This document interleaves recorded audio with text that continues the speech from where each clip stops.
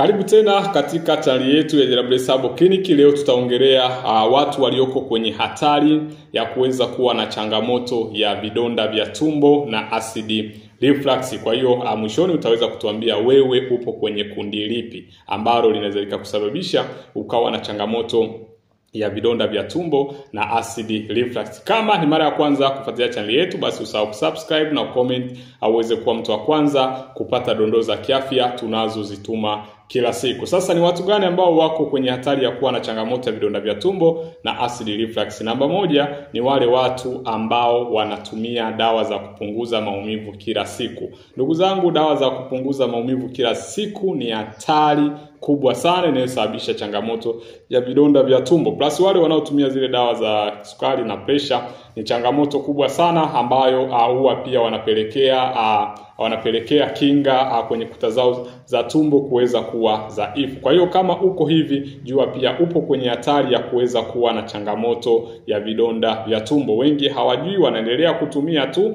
na baadaye unakuja kulipuka kwamba mimi sijui ilianzaje. Ndugu yangu, hiyo ni hatari kwa afya yako, inabidi uifahamu. Lakini kundi namba 2, watu walioko kwenye pia hatari ya kuweza kupata vidonda vya tumbo ni wale wenye changamoto ya msongo na mawazo lakini hawapati usingizi wa kutosha. Jamani, usingizi ni tiba. Yaani kulala ni tiba. Kulala tu yenyewe ni tiba. Hivi ni vitu ambavyo ni tiba lakini wengi hatuvifahamu.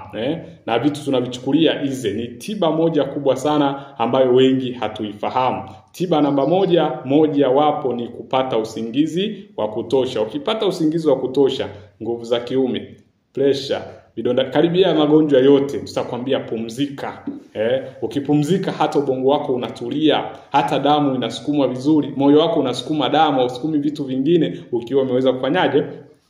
Kutulia. Kwa unapokuwa na msongo wa mawazo, ile hofu pia inapelekea changamoto kubwa ya vidonda inapelekea changamoto kubwa, inakuwa kwenye unakuwa ni mojawapo ya mtu ambaye unaweza ukapata vidonda vya tumbo na acid reflux. Lakini kundi la watu namba 2 ni wale watu ambao hawana muda maalum wa kula, wanachelewa. Yaani hawana muda maalum wa kula.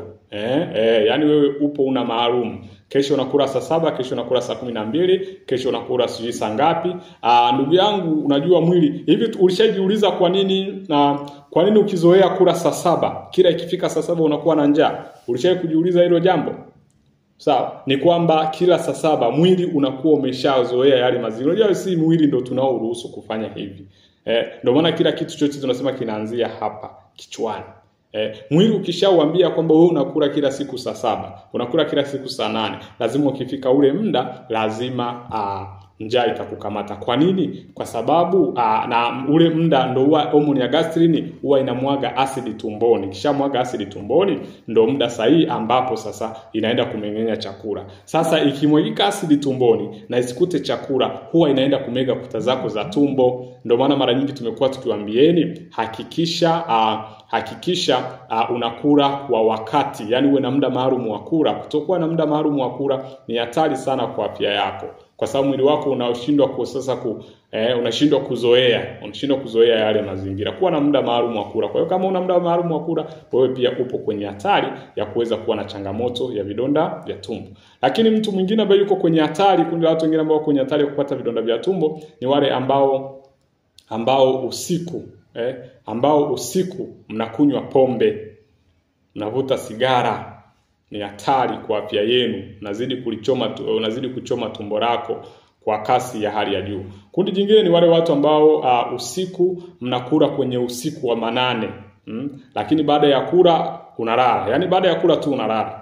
Ndugu yangu, hiyo ni hatari, inasababisha acid kuweza kurudi kifuani. Kwa hiyo hivyo utapata changamoto ya vidonda vya tumbo na acid reflux bila kujua. Ndio maana tumekuwa tukiwashaurini kwamba hakikisha baada ya kula basi maliza masaa 2 kabla ya kwenda kulala. Sasa wewe ukimaliza kula na kwenda kulala ni changamoto kubwa sana ambayo itakupelekea upate changamoto ya vidonda vya tumbo na acid reflux.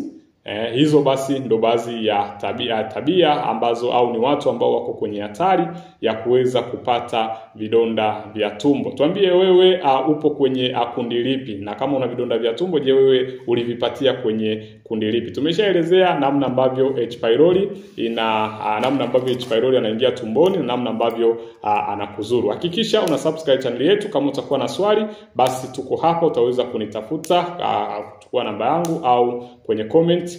Kama una jambo lolote share na sisi. Pia kwa wale ambao mjasubscribe, subscribe channel yetu ili uweze kuwa mtu wa kwanza kupata dondoo za kiafya tunazozituma kila siku. Karibu na Mungu akubariki.